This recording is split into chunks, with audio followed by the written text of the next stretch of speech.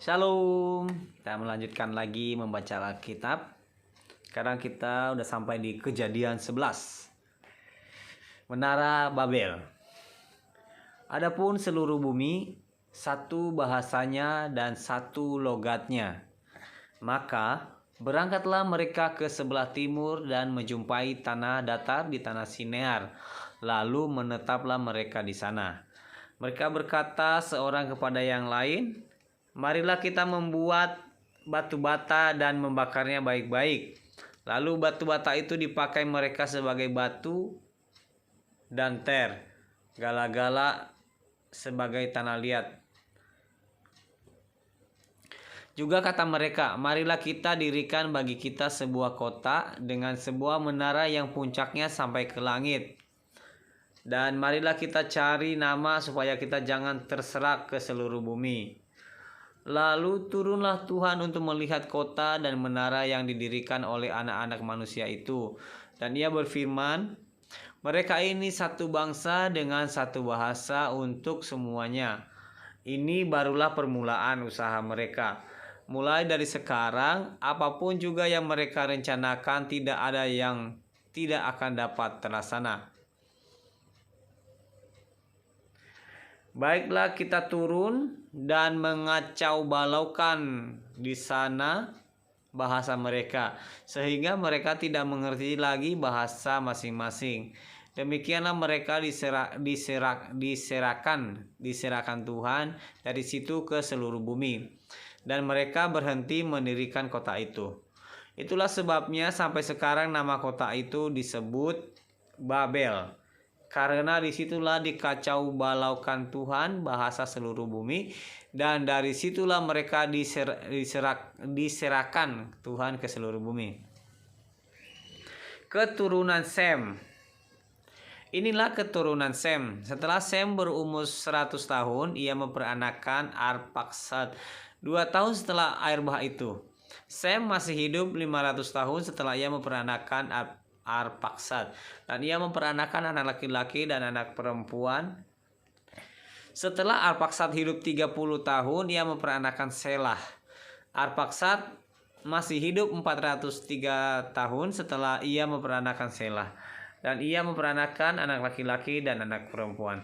Setelah Selah hidup 30 tahun, ia memperanakan Eber. Selah masih hidup 403 tahun setelah ia memperanakan Eber, dan ia memperanakan anak laki-laki dan perempuan. Setelah Eber hidup 34 tahun, ia memperanakan Peleg. Eber masih hidup 430 tahun setelah ia memperanakan Peleg, dan ia memperanakan anak laki-laki dan anak perempuan. Setelah Peleg hidup 30 tahun, ia memperanakan Rehu. Peleg masih hidup 209 tahun setelah ia memperanakan Rehu, dan ia memperanakan anak laki-laki dan perempuan. Setelah Rehu hidup 32 tahun, ia memperanakan Serug. Rehu masih hidup 207 tahun setelah ia memperanakan Serug, dan ia memperanakan anak laki-laki dan perempuan. Setelah Serug hidup 30 tahun, ia memperanakan Nahor. Serug masih hidup 200 tahun setelah ia memperanakan Nahor, dan ia memperanakan anak laki-laki dan perempuan. Setelah Nahor hidup 29 tahun, ia memperanakan Terah.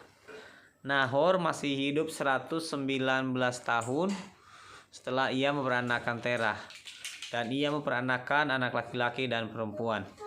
Setelah Terah hidup 70 tahun, ia memperanakan Abram, Nahor, dan Haran. Keturunan Terah. Inilah keturunan Terah.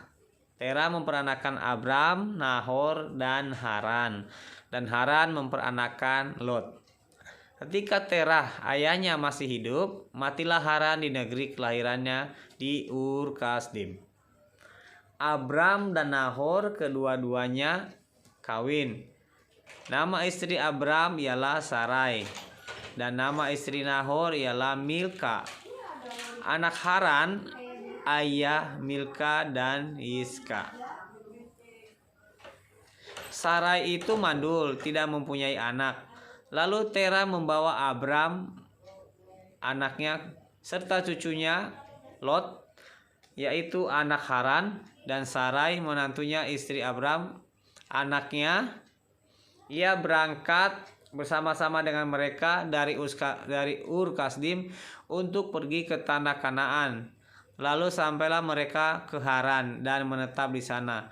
Umur Tera ada 205 tahun, lalu ia mati di Haran. Demikian pembacaan firman Tuhan saat ini. Terima kasih, Tuhan Yesus memberkati. Shalom.